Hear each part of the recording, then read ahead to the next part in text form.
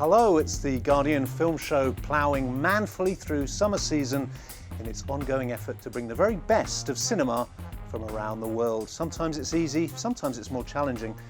And this week, it may well be what some refer to as a mission dead tricky. Benji, open the door!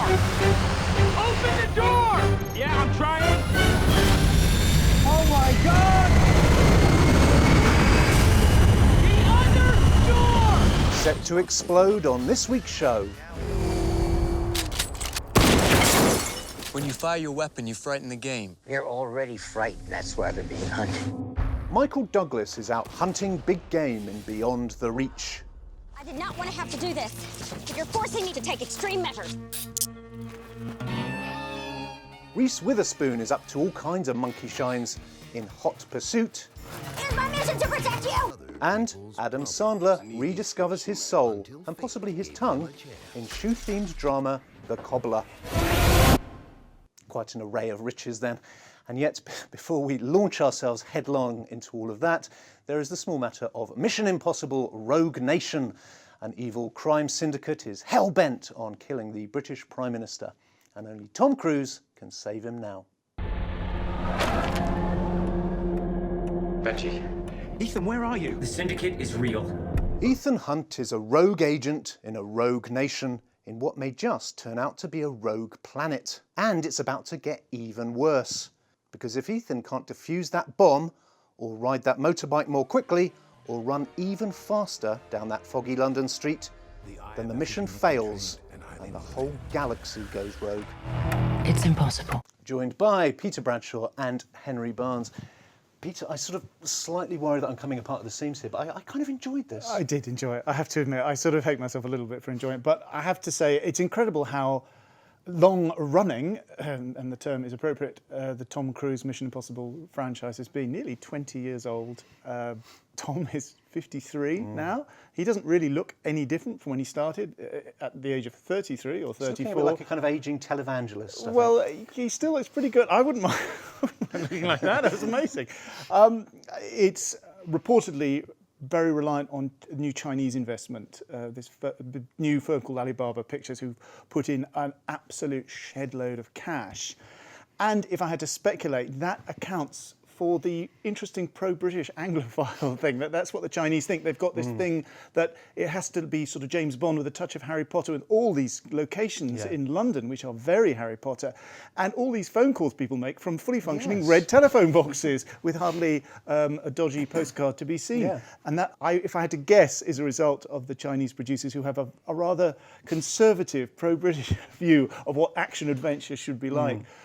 It may also account for the remarkable boost to Simon Pegg's career, who is now almost really co-star to Tom Cruise. I mean, he's not just the kind of quirky, limey kind of comic foil. He's really above Jeremy Renner and Ving Rhames, which is kind of incredible for his career. Still, good luck to him. You have your seatbelt on? You asking me that now? Oh, hey boys, what did I miss? I did quite enjoy it. I do enjoy Tom Cruise's absurd, genuine non-green screen stunts. And they are just so silly, but I do enjoy them, I have to admit. It makes no sense, but as a series of set pieces, it's perfectly entertaining. And that's what you want from a great action Yeah. film, right? Yeah. A series of set pieces, and why not? I mean, I've read people say that the series gets better and better. I wouldn't agree with that. I think Brian De Palma's original is a great film. It's got its cheesy elements, but it's still good.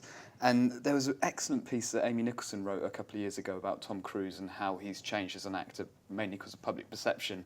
And when he went on Oprah and jumped on the sofa, that changed everything. And he was seen in Hollywood as a nutbag who didn't know what he was doing anymore. And that's not true. This is a guy who's still extremely savvy about what his appeal is. He's still, in many ways, the definitive movie star. And he can carry a film like this in his sleep. He's still got amazing charisma. And he is still finding ways of innovating. Like, if you look at Edge of Tomorrow, it was actually a fairly interesting, strange part for him to play in a mainstream action film. So I don't think he's got lazy either. He has got commitment. I would say one thing about all the stunts and that is that the marketing world these days tends to put those things before the movie. So the key scene that we see of him grabbing onto the outside of the plane, we've seen that everywhere on the internet already, which is a shame because it's completely blown its wad for the film itself. Yeah. But it only happens in the first 5 minutes. It though, does, doesn't but in a weird way, if that's the thing that you're prepped to look forward to from the film, you'd always expect it to be the climax. Well, I like the of movie. motorbike chase. Yeah, The that's motorbike good. chase, Yeah. amazing. Still very good.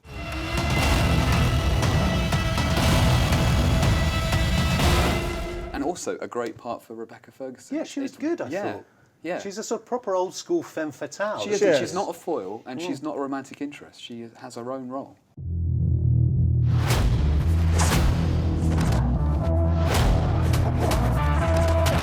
We've never met before, right? Follow me. A man you can trust. Tom Cruise in Mission Impossible, Rogue Nation. And after all that intrigue and jeopardy and explosiveness, there's only one place left to go, and that's still further, out there, beyond the reach. Michael Douglas is a butter-fingered big game hunter who shoots at a sheep and kills an old man instead. Then the situation's more complicated than you think. Tour guide Jeremy Irvin is the only witness to this terrible tragedy, but that's still one witness too many. Stop it! And out in the desert, the hunt starts anew. No, I'm not killing you. I'm just gonna watch you die.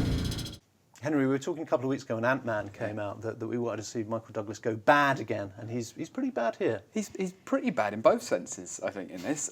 He presented this at Toronto last year, and I spoke to him, did a bit of press with him there, and he was saying how it's fun to play a bad guy, and also that this film was the film that was going to connect him with young adult audiences. And I have no idea how. And it's a really bonkers, weird film in not the best way. There's a bit where he's chasing him around the desert saying, ah ha ha, why won't you die? And I just thought, like, you're really great at signing up for trash, Michael Douglas. You really Also, are. there's a strange flaw that he kind of lets him go and then decides he wants to kill him. It is like a Wile E. Coyote, Looney Tunes cartoon. I mean, it's fun in its own way, but it all unravels and falls apart and falls off a cliff.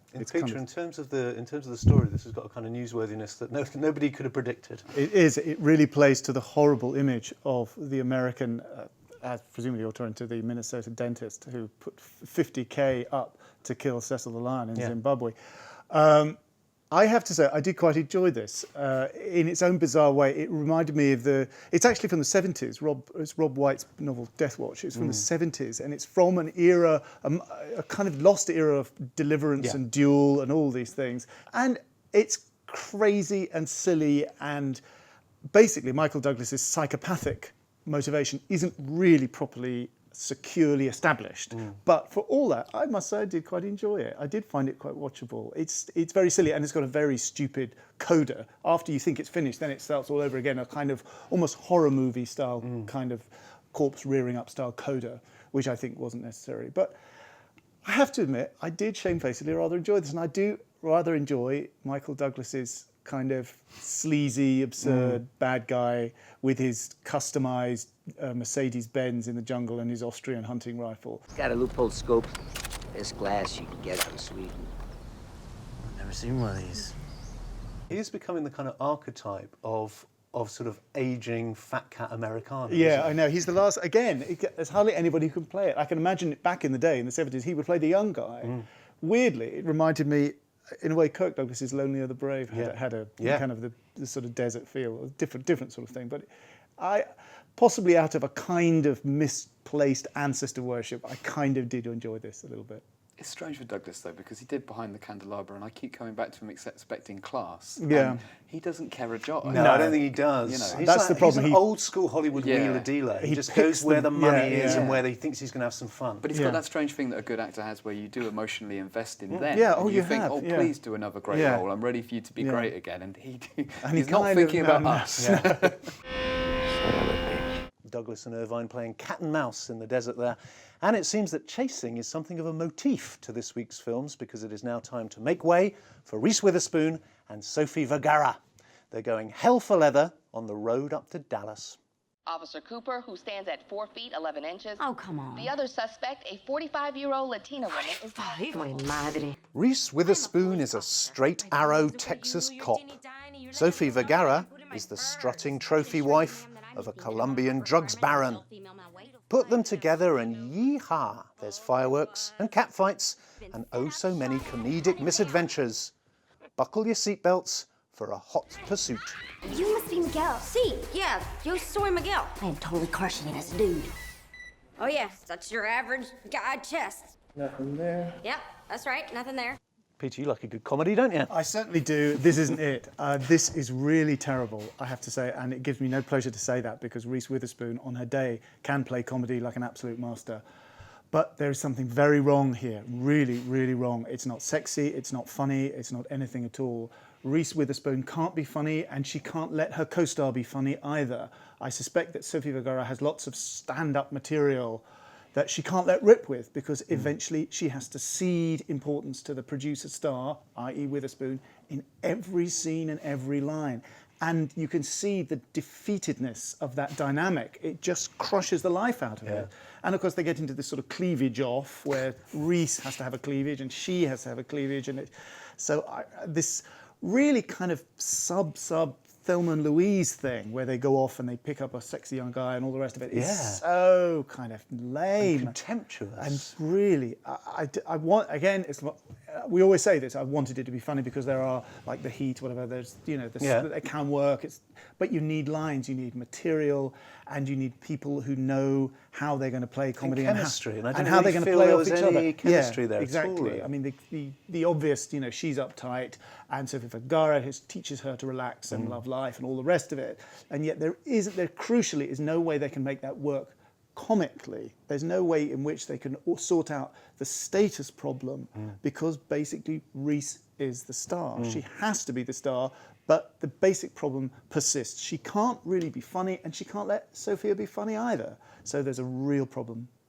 Peter was mentioning Thelma and Louise, but it also reminded me of Midnight Run, and of course it just makes you think, I want to see Midnight Run again. Yeah. I mean, there's just no joke, so it just gets kind of louder and more shrill, It's just lame, isn't it, after a while? It's lame and strained, and it makes jokes out of lesbianism and Colombian stereotypes and hicks in the countryside. They tried to seduce me with some lesbian stuff. I am her lover. This is our favorite position. Oh, really? Ooh la la. She wanted me, like in a big way. It's just really weak, lazy humour. And I think Peter's right. Like, there was an example with another film that Reese Witherspoon's company produced, which was Gone Girl, where she ceded the leading part to Rosamund Pike. And that was a great movie, and it worked mainly because of David Fincher, but also because Reese Witherspoon had the foresight to say, I'm not going to fit into this role quite, I should step back from it. And I think what she's doing with her company, i.e. trying to bring female talent to the fore, give female directors a shot when they wouldn't normally get one, is really admirable, but she has to take her ego out of the equation. Somebody else in this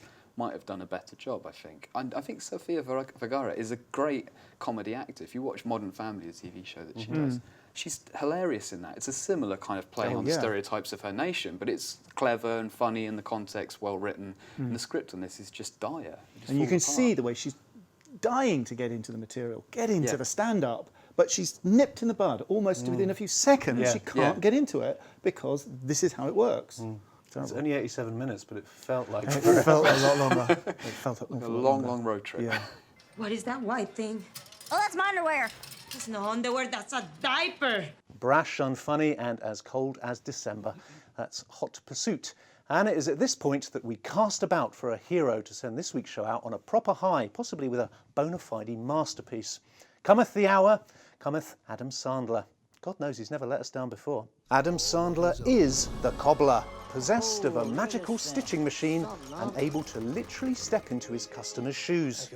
One minute he's a smooth Brit, the next he's a local New York thug. He's sticking his feet wherever they'll fit. He'll pick up an infection, but he's still a fun guy. I'm a woman. Oh, no, I'm not. Henry, I put it to you that a film that wears too many shoes will eventually go lame.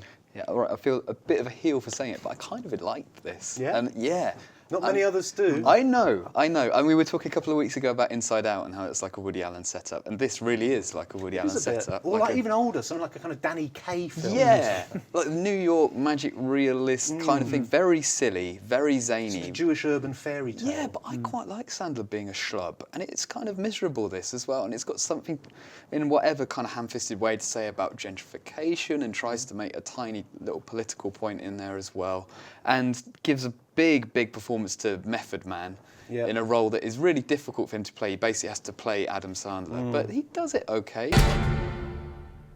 What the? I mean, Dan Stevens does too. And Dan Stevens does well, and it's genial. It's genial, and it's sort of light and fun, and it's not brash in a way that so many Adam Sandler films are, and it doesn't ask you to fall in love with Adam Sandler himself. He's very much stepping back from it in a way that Reese Witherspoon couldn't. Is he stepping back too much? I mean, the conceit of the film is that basically he's then played by these other characters. So you almost think, where's he gone? Yeah. It's kind of like there's almost a deficit of Sandler here. Or on the flip side, it's a massive ego trip because everybody gets to play Adam Sandler and he can watch everyone pay tribute. You know, it's a roast in a way, I guess. But yeah, I didn't hate it as much as everyone has. I'm in a weird position with Adam Sandler. I want to defend him because I sort of think he's the underdog. I think everybody kind of gangs up on him, and it's become a sort of reflex thing. And I've done my multi-millionaire underdog. I've done my share of everybody's done. I mean, I've done my share of slagging him off. There's always a moment discussing Adam Sandler where somebody says "punch drunk lung," and everybody nods sagely and say, "Yeah, that was the good one." And I have to say that baffles that baffles me. It's the worst Paul Thomas Anderson. It's the worst Paul Thomas Anderson film, and I didn't think he was very good in it either. But I thought he was good in Funny People, for example. John Levitt. I thought he was perfectly good in that, and he gave a really interesting insight into what a top-flight comedian, in his ennui and his increasing detachment from comedy, can actually be like. So I kind of want to, as I say, it's slightly absurd, you know, the billionaire underdog, but I think there's a kind of weird ganging up now that happens, critical ganging up. But it's interesting with, like, he's never done a Chris Rock in that he's never come flatly out with a movie that says, I know that I do crap. I know I do mainstream crap, and I know that this is what you love me for, but I don't want to be doing this anymore. He's not quite meta. He's never quite sent himself up. He doesn't really self-satirize. Funny People was the nearest he came to it. You are the cobbler. Hey, mister, you okay? Dead! Adam Sandler in The Cobbler there. Time now for a few questions. First question. Why does violence fascinate so many filmmakers? That's an interesting one. I would say violence doesn't fascinate filmmakers. Ultra-violence fascinates filmmakers. The ordinary banal business of violence you actually don't see very much. What you see more is, and here's a real cliche, balletic violence. Balletic scenes of violence and gunplay. Usually a term written by critics who've never seen a ballet or a fight in their life, incidentally. I actually very rarely see something which you think, oh, in the sense that if you witness an act of violence in real life, it doesn't look anything like. No, it's banal and sudden. That's not what that's not what violence looks like. To an extent, I think the technical department like violence as well, mainly because of blood. The way that blood looks on screen. I was thinking of Django Unchained, with the blood splashing across the cotton. Yeah. That, you know, it's a very kind of sledgehammery visual image, but it's one that stays with you. And the last question is, what's your favourite Bond film, theme, and Bond? I like Live and Let Die because I think that the Paul McCartney Wings theme tune for Live and Let Die is absolutely sensational. Not better than Goldfinger, though, is it? Well, I think it bears comparison. It's got that horrible reggae break in the middle. Yeah, but that's yeah, but it's so. As our colleague Alexis Petridis wrote about it, he said it's explosively orchestrated, which it is. I mean, it's absolutely great. So I've got a big soft spot for Live and Let Die. I think I like Diamonds Are Forever. Even though it's like a real knackered old late Connery Bond. Yeah. But it also has that thing of, it's almost like the last historical Bond, where it's like the late 60s, everything's kind of breaking down a bit. Yeah. He's looking kind of overweight and he's knackered. looking a bit louche as well. Paunchy. Yeah. And it's got a kind of horrible dark comedy through it. I really like that one. I think Sean Connery's the best Bond. I like GoldenEye. Partly because it was. No, I hated GoldenEye. Yeah, I thought it was good. Partly because of the computer game, which is fantastic, and then Sean Bean was a great baddie. Was it Famke Janssen playing the fly hugging evil person? On the top or something. Yeah, on the top. Oh God, you're not with me on this. And with that, I fear that our mission through the rogue nation of this week's movie releases is finally at an end. We've been battered and bruised, but I think we're okay. My thanks to Peter and to Henry. Thanks to you for watching and for your questions too. We're back next week.